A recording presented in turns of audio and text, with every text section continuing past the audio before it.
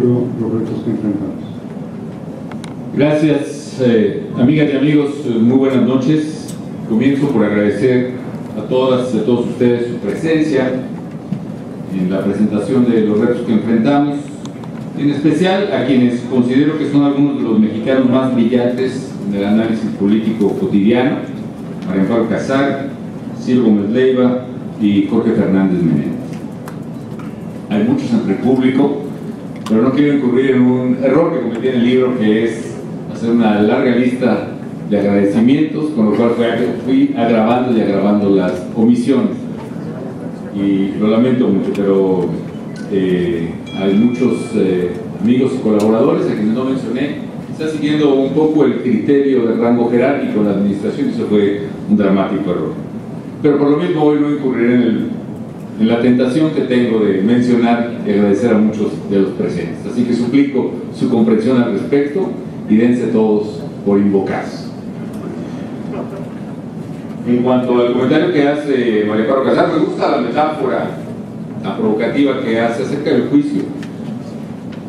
Y un abogado no puede eludir, aunque debiera, me prometí a mí mismo someterme a mi texto, a la provocación, pero de alguna manera sí, efectivamente, si este fuese un juicio, este es un alegato. Este es un alegato en el cual se contienen afirmaciones sostenidas con pruebas de diverso tipo: pruebas documentales, pruebas estadísticas, pruebas testimoniales, pruebas que hace periciales, si podemos llamar a referencias académicas, y que concluye efectivamente pues en un alegato en favor de los miles y miles de servidores públicos que entregaron, más allá del justo salario, lo mejor de su vida por servir a México. Valdría la pena que pudiera ser el juez. Se oye bombante y hasta poético decir la historia, y efectivamente este puede ser un juez, aunque para que la historia pueda ser juez es importante escribir las propias versiones de la historia, porque finalmente es válido que la historia, dice el refrán, la historia la escriben los vencedores y generalmente la historia la escriben los críticos. Es importante que todas las versiones de la historia concurran, y esta es una versión de la historia que no pretende ser totalitaria en el sentido de que es la única verdad, pero es una verdad y una afirmación que yo invito a sopesar. También entre los abogados hay un dicho que dice que para ganar un juicio se necesitan tres cosas. Tener la razón es una, pero no basta tener la razón. Hay que saberla alegar, y lo tercero es que te quieran dar la razón. En estricto sentido ético, actué al límite de mis capacidades y actué siempre en conciencia de lo que debía hacer. Es decir, las decisiones que tomé fue en el entendido que consideraba que tenía la razón.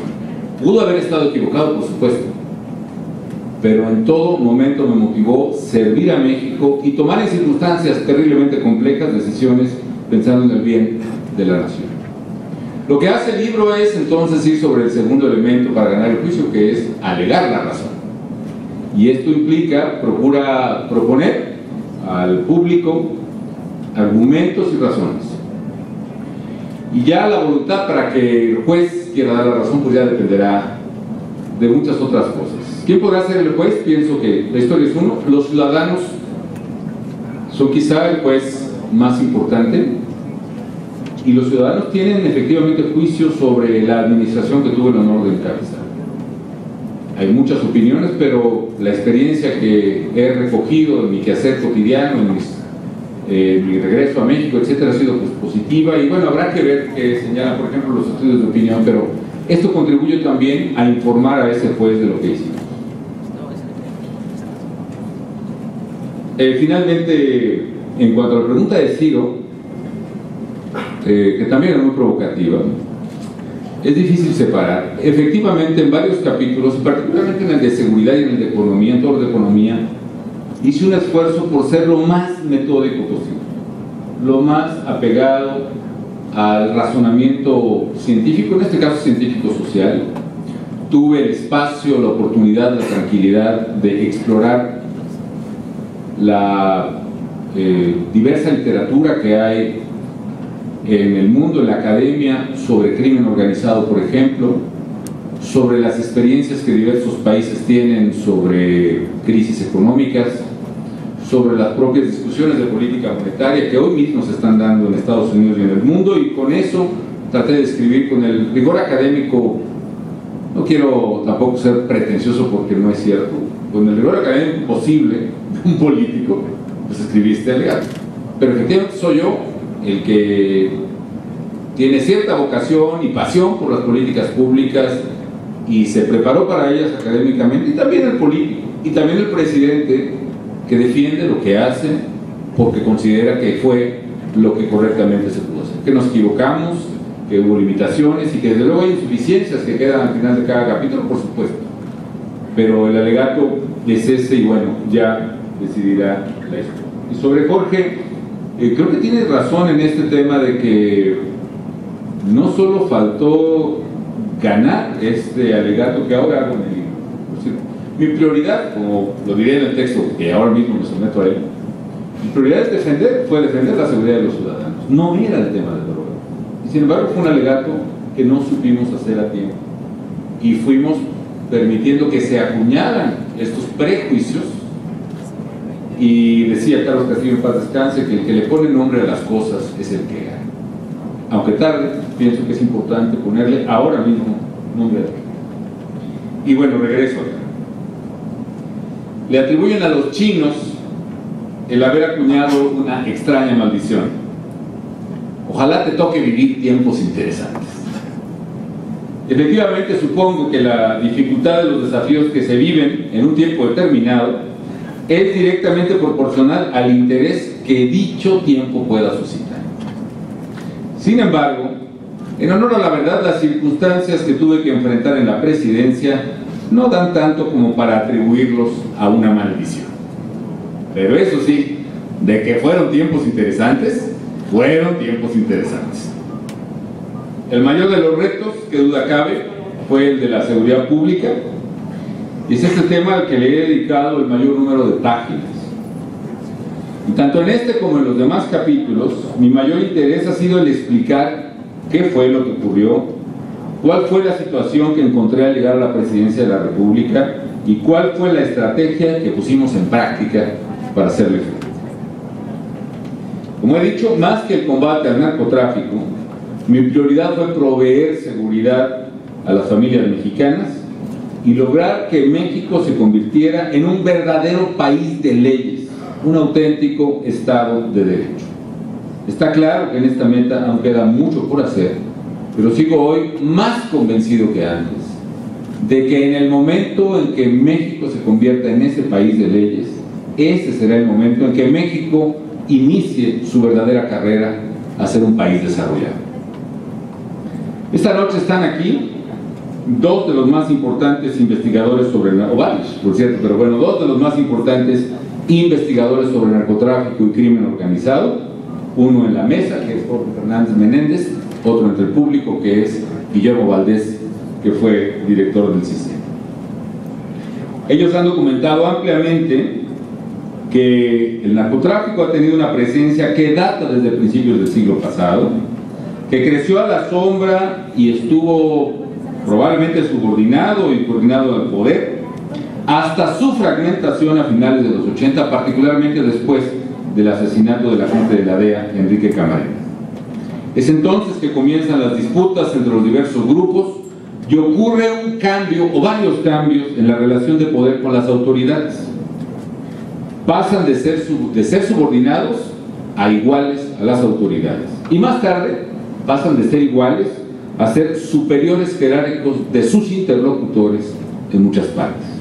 Esto es, el poderío creciente de los años 90 termina en lo que Guillermo Valdés llama la captura del Estado, o en lo que yo cito en el libro que citó Ciro también, la etapa simbiótica del crimen organizado que menciona Lucha, y es en la cual se confunde el crimen con las policías mismas. El ciudadano que va y denuncia un secuestro se encuentra del otro lado de la barandilla al cómplice o al secuestrador mismo.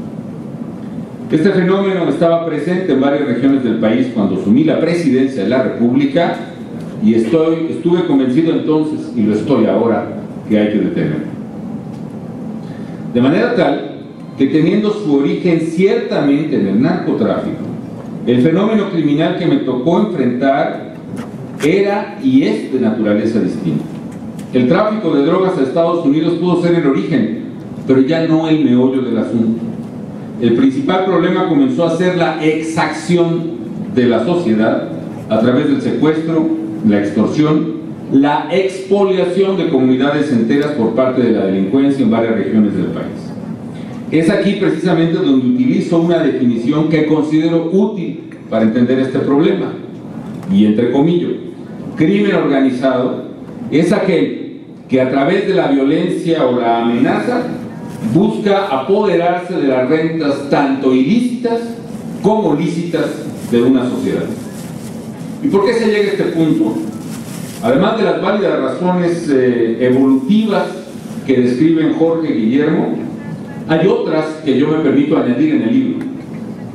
Desde principios de este siglo XXI, por lo menos, fenómenos nuevos modifican el actuar de los criminales. Entre otros, México comenzó a ser un país de clase media, como lo ha señalado Luis de la Calle, y puede llegar a ser el quinto mercado más grande del mundo a mediados de este siglo. ¿Qué implica eso? Implica que también comenzó a ser no solo el país de tráfico que narran las viejas historias del narcotráfico, sino también un país propicio para el consumo de drogas. En década y media pasamos del narcotráfico a el narcotráfico más el narcomenudeo, y eso cambia totalmente la lógica del crimen. El crimen organizado buscó un férreo control territorial, probablemente influenciado por el conocimiento de dispersión territorial de tipo militar que conocieron los Zetas, y en su expansión chocó violentamente contra otras organizaciones en su disputa territorial para tener un comportamiento hegemónico y monopólico en cada parte del territorio. Este es el origen de la espiral de homicidios que hemos vivido en el país, que ciertamente tuvo su punto más grave durante mi administración, pero que inició algunos años antes de que tomara yo la presidencia. La implantación del crimen en diversas regiones, en algunos casos en plena simbiosis con los órganos de autoridad, dio lugar a otros dos fenómenos por lo menos: la extracción de rentas de la sociedad como negocio nuevo, que ya he citado, a través, insisto, secuestros, cobros de derecho de piso, extorsiones, y otra, el colapso del Estado mismo, es decir, el colapso del Estado en su función de proveer seguridad. Capturadas las instituciones por el crimen, puestas las policías a su servicio, la autoridad se colapsa. La noción de la amenaza creíble del Estado para que viole la ley desaparece, y todo crimen, no solo el crimen organizado, no solo los criminales capos, sino cualquier delincuente en la esquina, florece. Todo crimen se multiplica. La peligrosidad del crimen organizado es, por otra parte, inversamente proporcional a la fuerza de las instituciones encargadas de la seguridad y la justicia. Mientras más frágiles sean por corrupción, por falta de presupuesto, por desinterés las policías, los fiscales o los jueces, más fuerte y depredador es el crimen organizado. Y al revés, mientras más fuertes son las instituciones, el crimen organizado se vuelve controlable y puede ser reducido a su madriguera. De ahí que nuestra estrategia se basó en tres ejes fundamentales. Uno, la persecución y el debilitamiento de las organizaciones criminales, cosa en lo cual, a mi juicio, avanzamos. Dos, la depuración y el fortalecimiento de las instituciones de seguridad y justicia, y es ahí el detalle muy acucioso que observa Ciro. Efectivamente, si pudiéramos describir la evolución del sexenio en este tema tan complejo, es que al principio lo que iba para abajo y en picada eran las instituciones, y lo que iba para arriba vertiginosamente era el poder del crimen. Y hoy, desde luego, tenemos problemas, pero hoy se ve con mayor nitidez que lo que se fortalece son las instituciones, y lo que se debilita por capturas, por decomisos, por presencia pública, es precisamente el crimen. Y tercero, la reconstrucción del tejido social. Sostengo que cualquier estrategia seria para fortalecer la seguridad en México debe contar con esos 3 elementos. Después vienen los capítulos para mí muy interesantes, pero quizá para el público no tanto, pero el segundo es el de la crisis económica. Y en particular me centro en 2 variantes. La crisis que vivimos, que se dice fácil, pero es la peor que tengan memoria las generaciones presentes en el mundo, y la competitividad que logramos. Enfrentar la crisis económica también supuso enorme determinación. En cierto sentido puede dividirse mi gobierno en 3 etapas: antes, durante y después de la crisis. Pero más allá de la crisis misma, a lo largo de la administración logramos realizar reformas estructurales fundamentales, entre ellas la que considero la más importante reforma de las finanzas públicas en México en casi 2 décadas, la reforma de las pensiones del sector público. Se dice fácil, pero gracias a ella redujimos más de 30% del Producto Interno Bruto el peso de los pasivos actuariales del Estado, lo equivalente al resultado de varias reformas fiscales. También hablo de la competitividad de México en el nuevo entorno global. Frecuentemente digo, y además con verdad, que cuando entré a la presidencia, México era el 9º exportador de automóviles en todo el mundo, y que al salir de ella, México era ya el 4º exportador de vehículos. En este lapso rebasamos a países como España, Inglaterra o el propio Estados Unidos en la exportación de automóviles.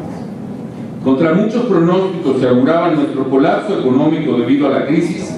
Al final del sexenio, muchas revistas especializadas, The Economist dedicó, por ejemplo, un número especial a México en noviembre titulado The Rise of Mexico, el surgimiento de México. Forbes llegó a hablar del milagro mexicano. El Fondo Monetario hizo una edición especial del regreso de México, y fue cuando se acuñó precisamente la expresión el momento de México. En un severo marco de contracción económica, no fue obstáculo para que lleváramos a cabo la mayor inversión en infraestructura para un periodo de 6 años desde el siglo XIX, en que se encuentra más o menos con registros escrutables. El gasto nacional en infraestructura pasó de 3 a casi 5% del PIB, y eso sin considerar las inversiones en vivienda y telecomunicaciones, como se hace en otras metodologías que de suyo fueron también cuantiosas. Hay un mapa en el libro, por ejemplo, de las carreteras que construimos. Y yo recuerdo que constantemente revisaba ese mapa en mi oficina, en los sótanos de Los Pinos, donde antes había un boliche y donde hicimos varias salas de juntas y cuartos de situación. Y cada carretera tenía un color. Era rojo si ya estaba construido, y era verde si estaba en construcción, y eran líneas grises si estaba en proyecto. Y ahí a tirones, a jalones, a regaños y a regañadientes, no digo de quién, pero hacíamos que se ejecutaran las obras.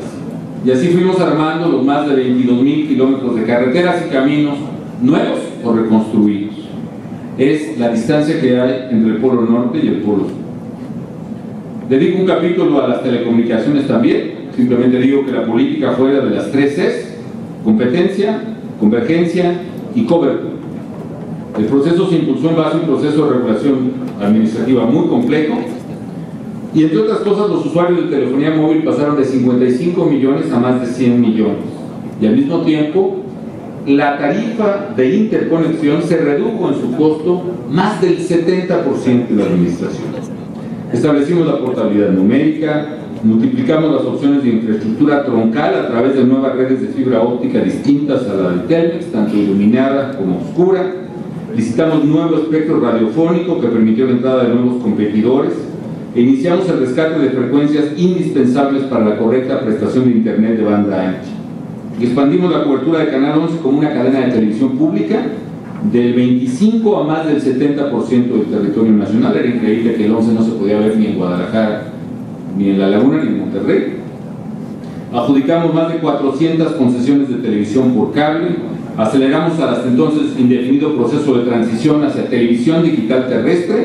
Se determinó una fecha para el inicio del apagón analógico y publicamos el programa para el consensamiento, sí, de nuevas cadenas de televisión, con lo que inició este proceso. Finalmente pusimos en marcha el proceso para poner en órbita 3 satélites con la tecnología más avanzada, con lo cual México tendrá, en voz de los expertos, el sistema satelital más sofisticado del mundo. Ya el bicentenario está el satélite en el espacio. Por otro lado, hoy el mundo se encuentra conmocionado por el virus del ébola. Ha cegado la vida de más de 1 millar de gentes, principalmente en África. Se trata de un virus con una alta tasa de letalidad, para el que no hay todavía vacuna o cura conocida. Toda proporción guardada.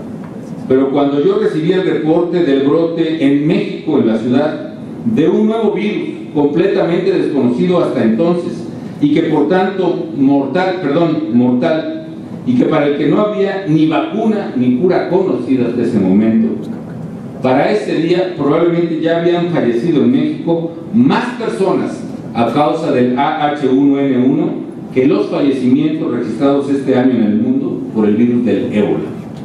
Había que actuar rápidamente y así lo hicimos. Pagamos los costos de nuestras acciones y el esfuerzo de México fue reconocido mundialmente. Aún con recesión y crisis sanitaria por influenza, México multiplicó su gasto en salud, construyó más de 1,000 hospitales y clínicas nuevas y reconstruyó 2,400 más. Y algo más importante, logró una cobertura nacional en salud según la cual toda mexicana o mexicano que lo necesite tiene un seguro médico eficaz. La cobertura en salud es el mayor logro social, pero no el único. Y alcanzarlo significó establecer prioridades claras y asignaciones presupuestales congruentes con tales prioridades. También así construimos más de 1,000 bachilleratos y 140 universidades nuevas.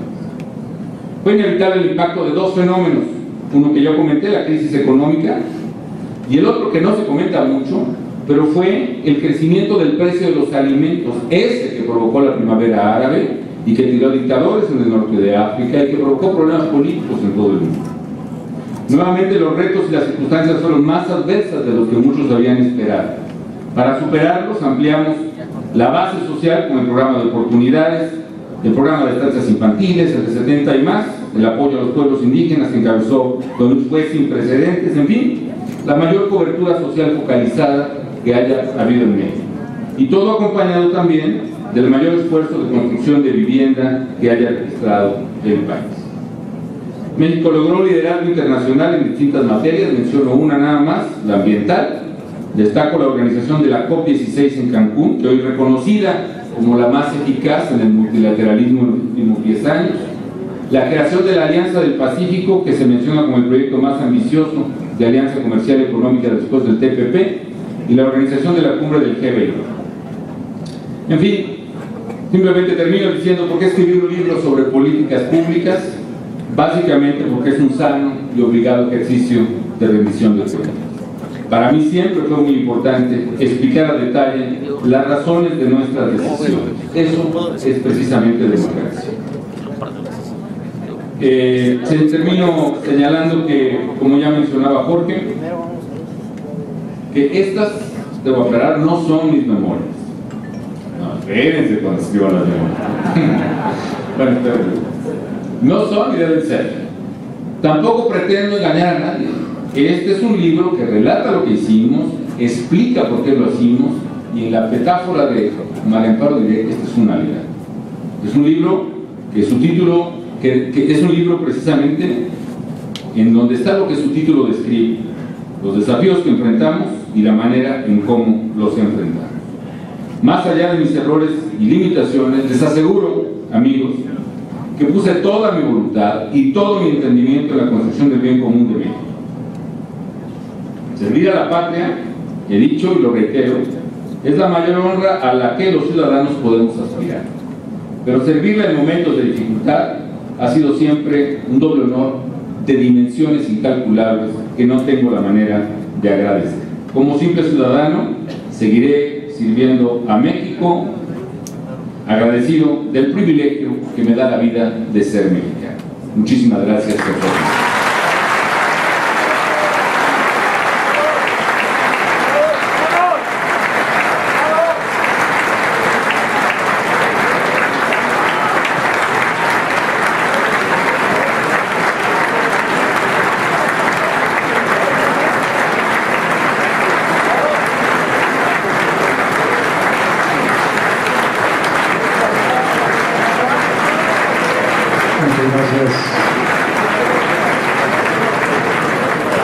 Muchas gracias, presidente, por estas palabras. Si les parece bien, tomamos algunas preguntas. del público. Entonces, si les parece, levanten la mano, yo haré que... Sí, por favor. Carlos Quiroz, de Cadena 3.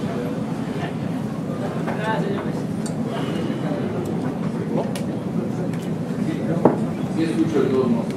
Presidente, saludarte.